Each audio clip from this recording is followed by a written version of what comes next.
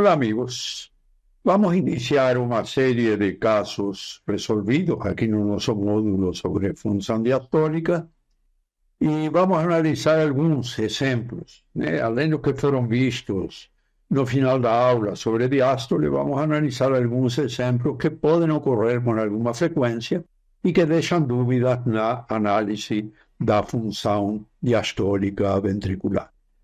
Então, vamos ver um caso aqui de um paciente que apresenta disfunção sistólica de grau importante. Ele apresenta um fluxo normal, está em fibrilação atrial, apresenta um fluxo mitral com velocidade da onda E acima de 90 centímetros por segundo, no caso aqui 103 centímetros por segundo, um tempo de desaceleração que varia por causa da fibrilação atrial, mas sempre inferior a 160 milissegundos, e apresenta uma relação E' praticamente normal, uma relação E' de 12, ou seja, abaixo de 14, que é o guideline indica como indicativo de aumento da pressão do lado esquerdo, com uma velocidade de onda E' lateral normal, 12,6 centímetros por segundo, e uma relação aqui de E' septal mais baixa, 4,5, porém com uma relação E' média normal. Então, como devo interpretar esse caso? É bastante frequente ocorrer isso aqui quando nós analisamos função diastólica nesse tipo de paciente. Então, em primeiro lugar, vamos verificar como responde a idade do paciente e o sexo. Vamos determinar o ritmo cardíaco. Já dissemos que nosso paciente está em fibrilação atrial, ver se está em sinusal, arrítmico ou em fibrilação atrial. Analisar a sintomatologia clínica, verificar as dimensões e função do ventrículo esquerdo, assim como o volume do átrio esquerdo indexado para a superfície corporal. Ou seja, vamos seguir aquele ritual que nós utilizamos para a análise da função diastólica, acrescentando dados clínicos e dados sobre a função sistólica também. Então, esse é um paciente de 58 anos, do sexo masculino. Ele está, como dissemos, em ritmo de fibrilação atrial, e está em classe funcional 3, ou seja, ele tem uma sintomatologia bastante importante do ponto de vista clínico. O que mais que ele tem? Ele tem um septo de 10 milímetros de espessura, assim como a parede, 10 milímetros, um diâmetro diastólico do ventrículo esquerdo aumentado de 61 milímetros, uma fração de ejeção estimada pelo método de Simpson em 24%, ou seja, uma diminuição importante da fração de ejeção, com um DPDT também diminuído, 840 milímetros de mercúrio por segundo, e um volume diastólico final do ventrículo esquerdo aumentado, quando indexado pela superfície corporal, de 88 mililitros por metro quadrado, sendo normal igual ou inferior a 74 mililitros por metro quadrado.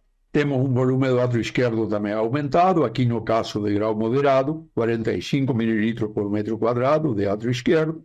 Então, indicando aqui que existe uma disfunção sistólica de grau importante, que se manifesta clinicamente como uma classe funcional 3, e qual seria, então, a impressão diagnóstica nesse paciente? Jovem, masculino, fibrilação atrial, classe funcional 3, eu diria que seria uma cardiomiopatia dilatada. E uma cardiomiopatia dilatada se espera que tenha disfunção diastólica. E disfunção diastólica, muitas vezes, com sinais de aumento da pressão do átrio esquerdo, ou seja, sinais de aumento da pressão de enchimento do ventrículo esquerdo. Vamos analisar a seguir o Doppler mitral e o Doppler tisular. Nós já vimos de começo, aqui nós temos outro traçado, uma velocidade de onda E de 103 centímetros por segundo, com um tempo de desaceleração de 135 milissegundos, ele varia, como falei, uma onda de linha lateral de 12 centímetros por segundo e uma onda de linha septal de 4,5 centímetros por segundo, o que dá uma relação, uma onda E média de 8,6 e uma relação entre a onda E mitral e a onda de linha média de 12. Muito bem. Aqui nós temos, então, no fluxo mitral, uma onda E maior que 90 centímetros por segundo e um tempo de desaceleração diminuído, o que fala a favor de um aumento da pressão do átrio esquerdo.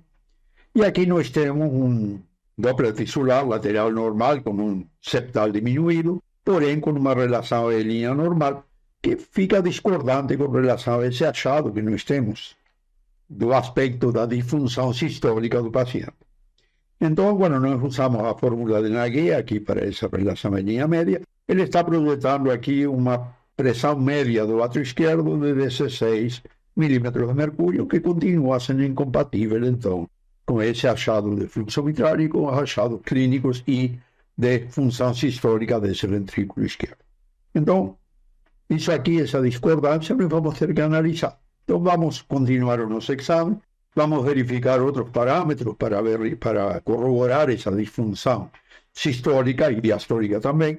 Vamos ver o Doppler das veias pulmonares, analisar o strain longitudinal do ventrículo esquerdo, o strain do átrio esquerdo longitudinal e o strain rate diastólico da onda em linha, que são parâmetros importantes, então, para identificar esse tipo de alteração.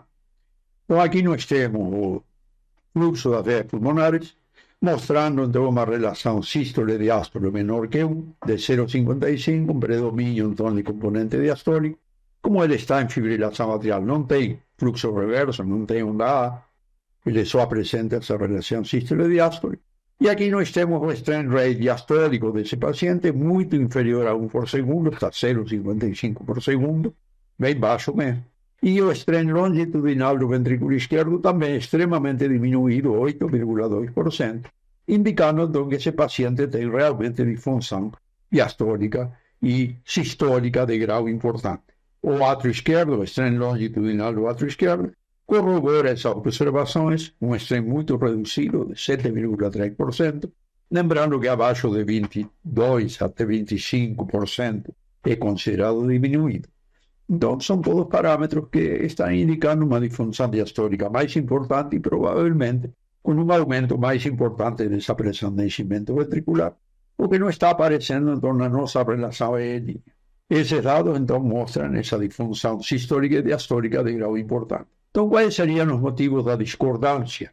E existem vários motivos. Aqui eu utilizei um artigo que foi publicado, bastante interessante, mostrando fatores de discordância ou de não funcionamento não correto da relação em linha, e eles são fatores técnicos, como, por exemplo, uma angulação inadequada do Doppler com relação ao anel mitral, que ele pode diminuir, nunca aumentar, mas diminuir, né, a velocidade da onda em linha, uma velocidade aumentada do anel mitral lateral, principalmente provocada por refluxo mitral, que parece ser a causa desse aumento da onda em linha lateral do nosso paciente, que apresenta um refluxo mitral importante, como nós vemos aqui.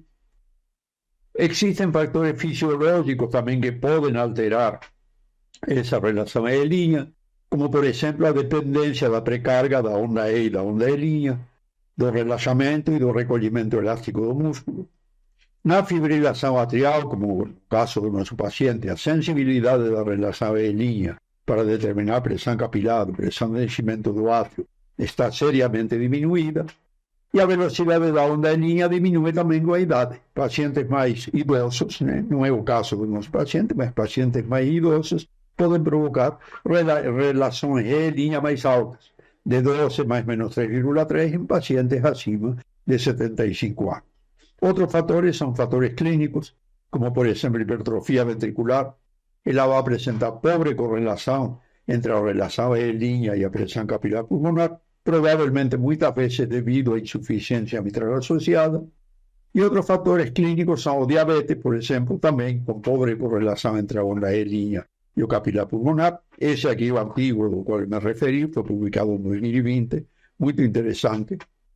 Na insuficiência cardíaca com disfunção sistólica importante, como no caso nosso, a relação em linha não se correlaciona com a pressão capilar pulmonar, devido a vários motivos, por exemplo, baixo débito, que pode diminuir a velocidade da onda E mitral, ou ainda nós podemos ter uma diminuição da mecânica ventricular que pode diminuir excessivamente também a onda em linha do anel mitral.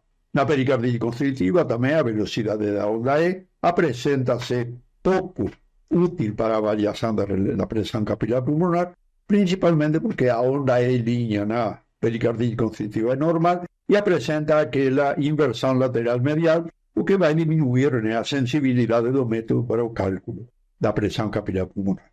E então, no nosso paciente, como que nós vamos fazer então para analisar melhor, mais corretamente essa função diastólica? nós vamos utilizar a velocidade de propagação do fluxo. Velocidade de propagação do fluxo que em pacientes com função sistólica diminuída, fração de ejeção diminuída, principalmente abaixo de 40%, é mais útil para a avaliação da pressão de enchimento das câmaras esquerdas. Então, nós temos aqui uma onda E de 103 centímetros por segundo, com um tempo de desaceleração de 99, e nós temos aqui uma rampa de velocidade de propagação no modo M em cores, aqui essa rampa que está aqui, de 26,5 centímetros por segundo.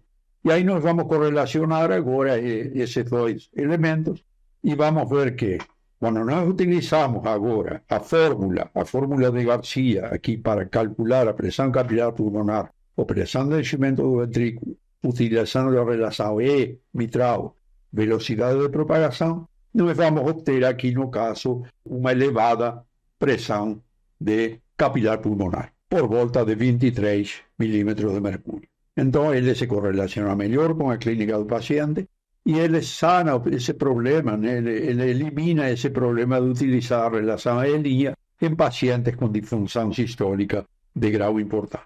Então, dessa maneira, estudamos um caso bastante corriqueiro, bastante frequente, de discordância entre a estimativa da pressão de enchimento do ventrículo esquerdo pela relação E', ou seja, pela relação entre o fluxo mitral e o Doppler tisular, utilizando a velocidade de propagação, e depois iremos ver outros casos também nos quais essas discordâncias podem ser resolvidas, né, utilizando outros métodos de análise, não apenas aqueles indicados pelo Guideline, sino outros métodos de análise de forma integrada que nos permitam esse cálculo, essa avaliação da função diastólica de forma mais correta.